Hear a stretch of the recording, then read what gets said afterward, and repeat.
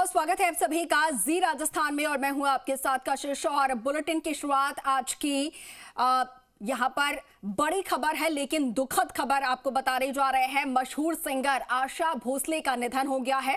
मुंबई के breach candy अस्पताल में उनका निधन हुआ। 92 वर्ष की आयु में उन्होंने आखिरी सांस ली है और कल शाम अस्पताल में उन्हें भर्ती करवाया गया था। कल शाम 4 बजे उनका अंतिम संस्कार किया जाएगा, ये जानकारी मिल पा रही है। और अपने करियर में 12,000 से ज्यादा गाने वाली वो सिंगर जो कि अब इस दुनिया में नहीं रही हैं, वो कलाकार जो कि उन दिग्गजों में से एक आती हैं जो कि फिर से इस दुनिया में जो है नहीं आ पाएंगे, इस तरीके के कलाकार। तो ये बहुत बड़ी क्षति जो है पूरे बॉलीवुड को, पूरे संगीत जगत को। इस वक्त की ये दुखद खबर सामने आ रही है। मशहूर सिंगर आशा भोसले का निधन हो गया है। मुंबई के ब्रीच कैंडी अस्पताल में उनका निधन हुआ और 92 वर्ष की आयु में उन्होंने आखिरी सांस ली है। बताया जा रहा है कि कल शाम ही उन्हें अस्पताल में भर्ती करवाया गया था और कहा यह जा रहा था कि कार्डियक अरेस्ट के बाद उन्हें भर्ती करवाया गया था। लेकिन अब ये इस वक्त की बेहद दुखद खबर और पूरे बॉलीवुड में, पूरे संगीत जगत में शोक की लहर छाई हुई है, क्योंकि इस तरीके के दिग्गज, इस तरीके के कलाकार जो हैं वो बिरले ही होते हैं। और आपको बता दें कि कुछ समय पहले हमने स्वर कोकिला लता मंगेशकर को खोया था और उसके बाद अब उनकी बहन आशा भोसले का निधन हो गया है। ये बेहद चौंकाने वाली खबर जो है वो सामने आई है। सबके लिए ये बेहद दुखद खबर है और खास तौर पर बॉलीवुड के लिए, क्योंकि हजारों गाने ऐसे उन्होंने गाए जो कि हर किसी के जबान पर रहते हैं, हर कोई जो है उन्हें गुनगुनाता रहता है। 12,000 से ज्यादा गाने उन्होंने अपने करियर में गाए हैं। अब जरा सोचिए, 12,000 गाने किसी ने गाए और उसके बाद उनकी जगह अब कोई नहीं ले सकता। ये ऐसे बिरले कलाकार रहे बॉलीवुड के, वो सितारे रहे।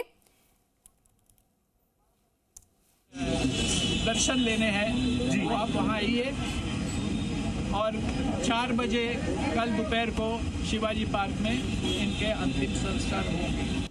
देखिए, भारत की सबसे मशहूर गायिकाओं में से वो एक रही, उनके निधन की बहुत दुखद खबर है। आइए सीधा रुख करते हैं। हमारे सहयोगी अंकुर त्यागी हमारे साथ लाइव इस वक्त मौजूद हैं। अंकुर, चूंकि उनके बेटे ने खुद ये जानकारी दी है, कल सुबह 11 बजे से अंतिम दर्शन के लिए उनका जो पार्थिव शरीर है रखा जाएगा, क्या और डिटेल इस वक्त मिल रही है?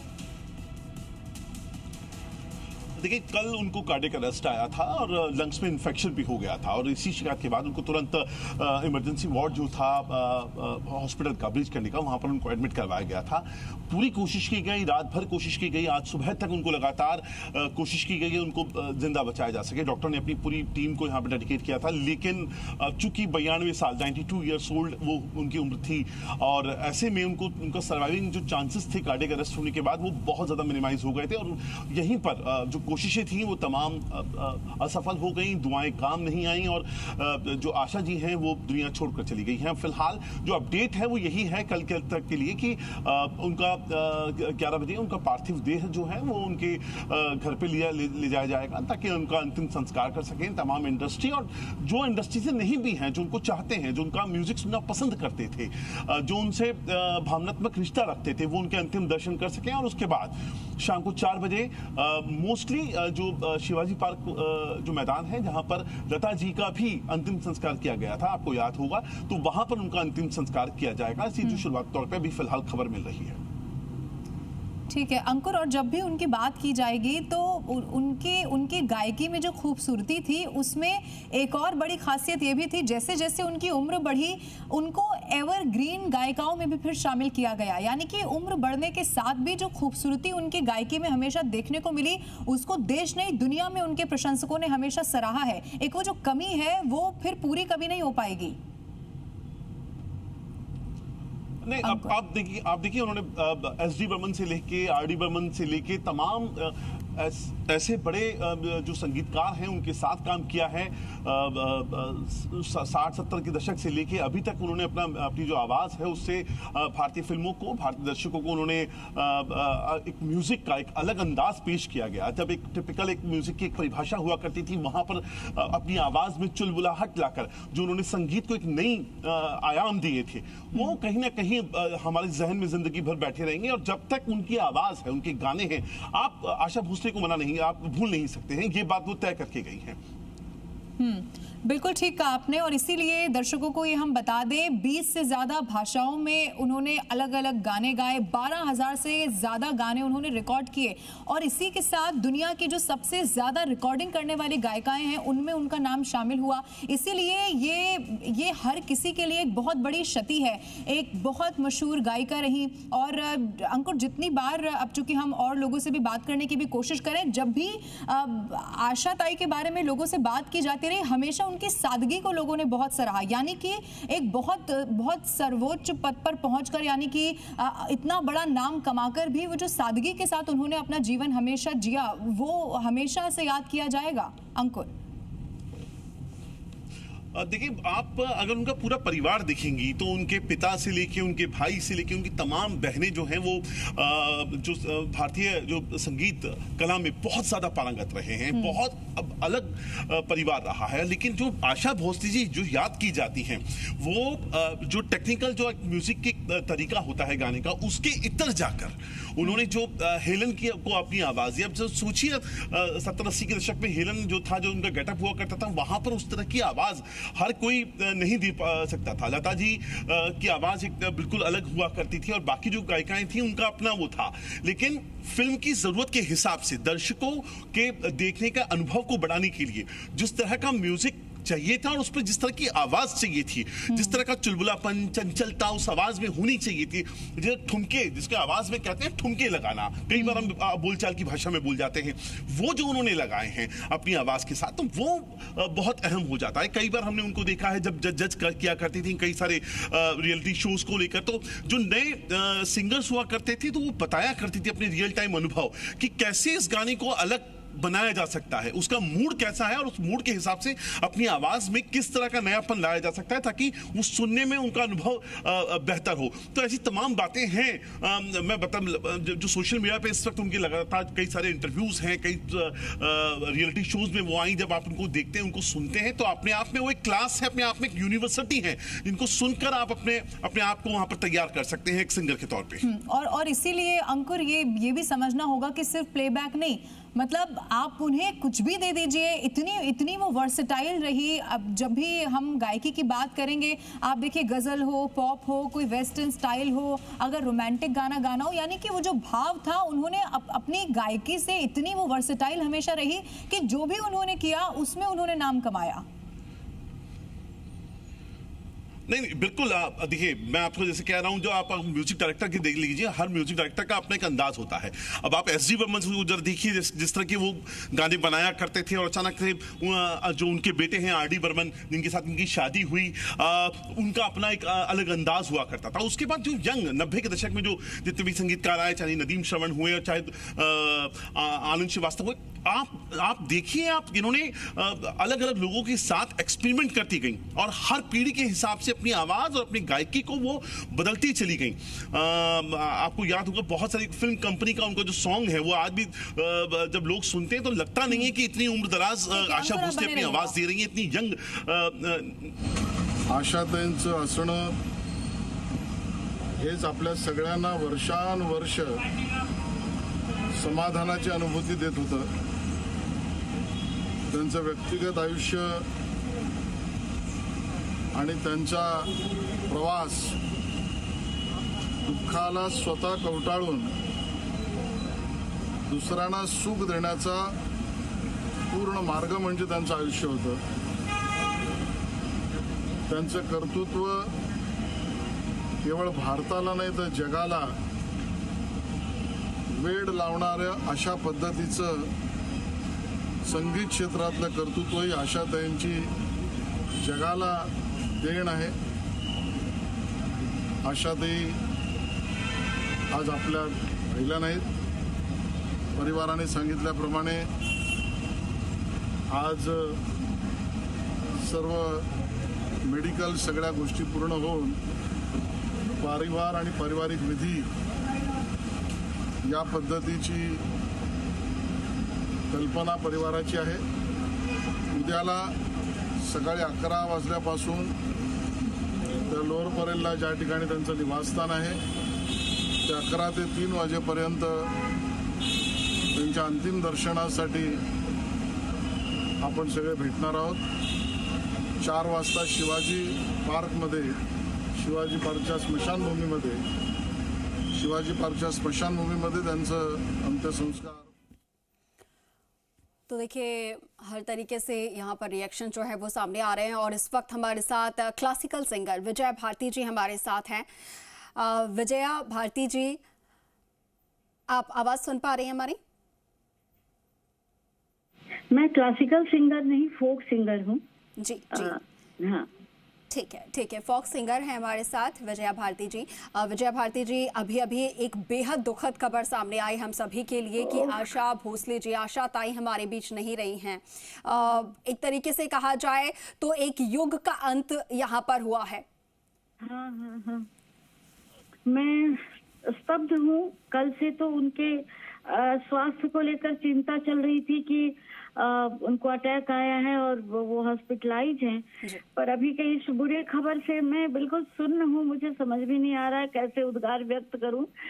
आशा जी, पहले लता जी को हमने खोया और आशा जी के बहुत सारे अनगिनत गीत जो हैं इस कण कण में, माटी में, हवा में है.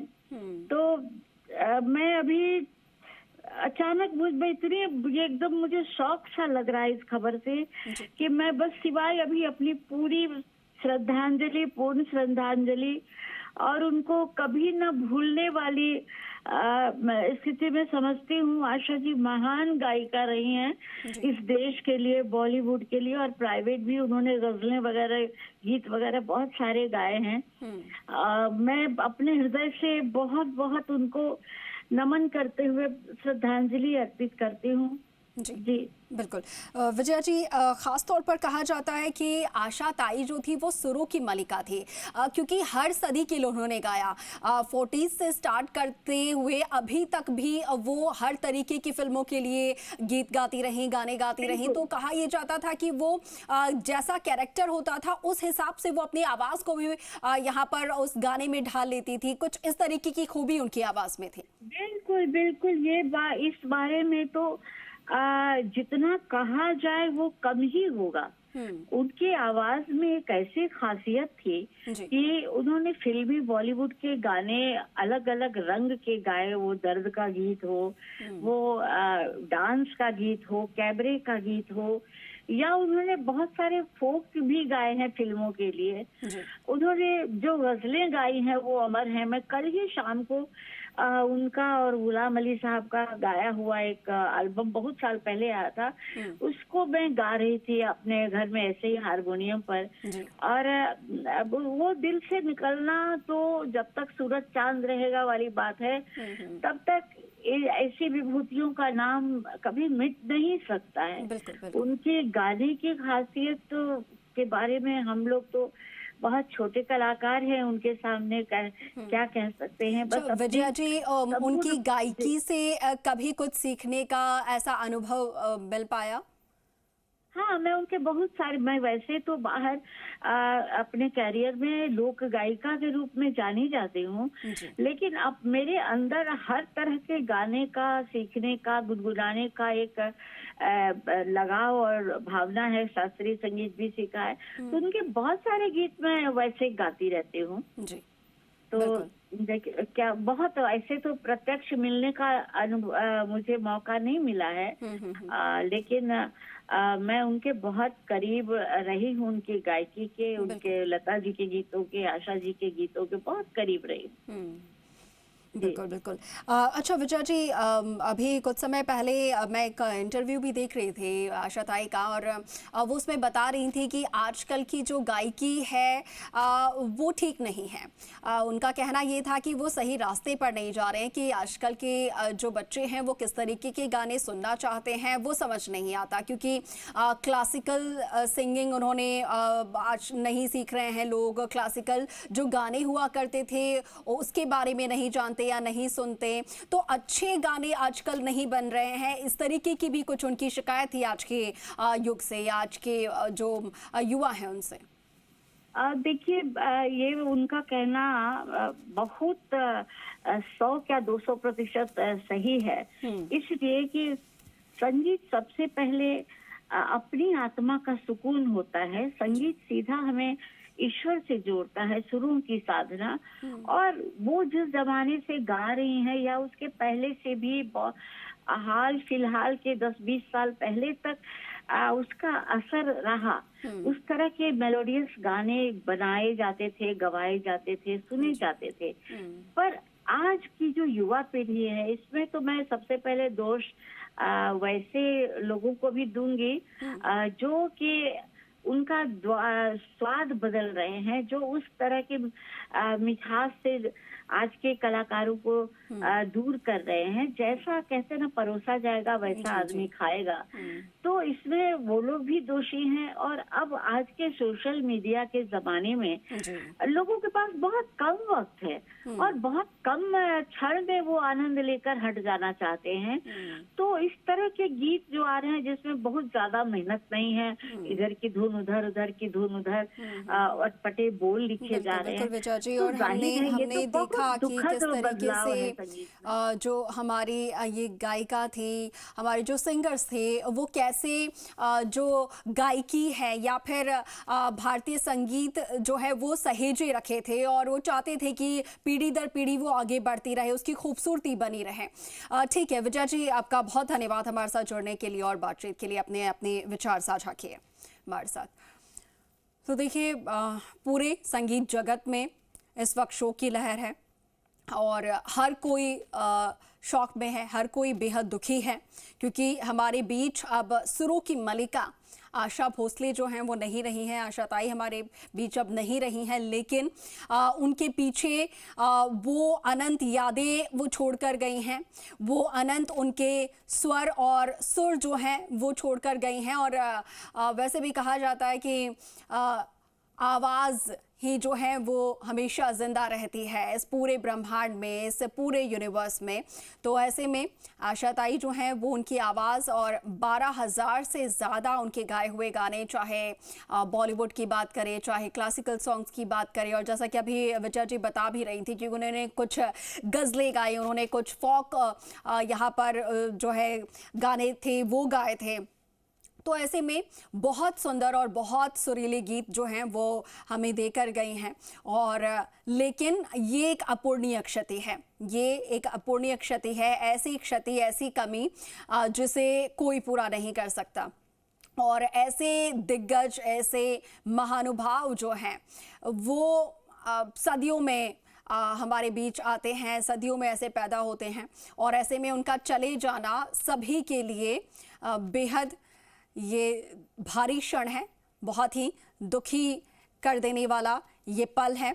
जैसे ही खबर सामने आई और बताया जा रहा है कि कल शाम 4 बजे उनका अंतिम संस्कार होगा, उससे पहले उनके आखिरी दर्शन के लिए जो सभी बॉलीवुड जगत की ही नहीं बल्कि देश भर से सभी जो जाने माने लोग हैं वो उनके आखिरी दर्शन करने के लिए पहुंचेंगे, क्योंकि सुरों की मलिका अब हमारे बीच नहीं रही हैं।